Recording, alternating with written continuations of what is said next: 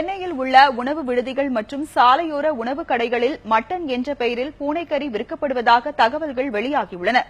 விலங்கின ஆர்வலர்கள் மத்தியில் இது பெரும் அதிர்வலைகளை ஏற்படுத்தியுள்ளது.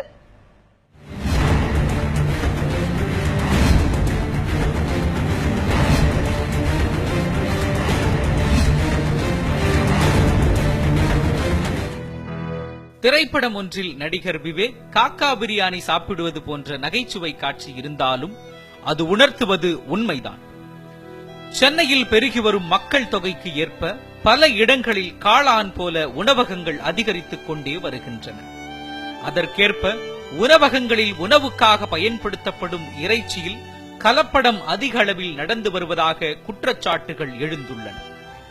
மட்டன் போன்ற இறைச்சியின் விலை அதிகமாக இருப்பதால் பூனை, எலி போன்ற விலங்கின் இறைச்சியை குறைந்த விலைக்கு வாங்கி உணவுக்காக பயன்படுத்தப்படும் மட்டன் போன்ற உணவுகளில் கலப்பது தற்போது தெரிய வந்துள்ளது.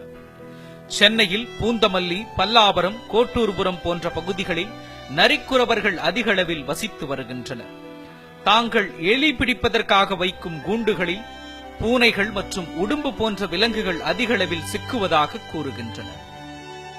மணி ஊசி பின் ஐயா காலத்தில் ஏதோ நம்மளுக்கு படிப்பு தெரியாது, ஒன்றும் தெரியாது சார். நம்ம ஏதோ விற்க அப்படி இருக்கும்போது எலி அது பூனை மீனை தெரிஞ்சால் நம்ம திறக்கும் போது வலைய வைக்கும் போது வலையில வந்து அது மாட்டி கோச்சு.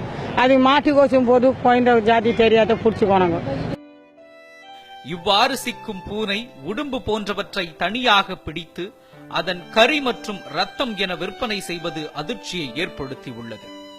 அண்மையில் இவை 200 முதல் 1000 ரூபாய் வரை விற்கப்பட்டு வருவது வாட்ஸ்அப் மூலம் வெளிச்சத்திற்கு வந்தது. இதையடுத்து உடும்பு ரத்தம் விற்பவர்களை கண்டுபிடித்து வனத்துறையினர் கைது செய்துள்ளனர். சென்னையில் எங்கெல்லாமோ இவங்க நரிக்கிறவங்க இருக்கிறாங்களோ அவங்க ஏரியா ஃபுல்லாகவே நாங்கள் ட்ரேசர் பண்ணோம். லாஸ்ட்டில் சென்னை மப்பேடு, தாம்பரம் பக்கத்தில் மப்பேடில் இந்த டீம் இருந்தாங்க. அவங்கள கைது பண்ணி கொண்டு வந்திருக்கோம். இவங்க அந்த வீட்டிலேருந்து ஒரு குடும்பம் எடுத்துகிட்டு வந்திருக்கோம் உயிரோட. இது ஷெட்யூல் 1ல் வருது. அதனால இது நம்ம புலி, சிங்கம், யானை இதுக்கான பனிஷ்மெண்டோ அதே பனிஷ்மெண்ட் தான் இருக்கும்.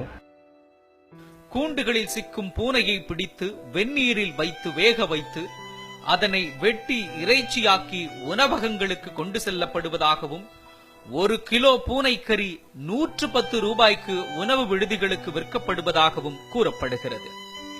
இதனை அறிந்த விலங்கு நல ஆர்வலர்கள் பல்லாவரத்தில் சோதனை செய்து 15 பூனைகளை மீட்டுள்ளனர். இது தொடர்பாக பல்லாவரம் காவல் நிலையத்தில் புகாரும் அளித்துள்ளதாக தெரிவிக்கிறார் விலங்கு நல ஆர்வலர் அரவிந்த்.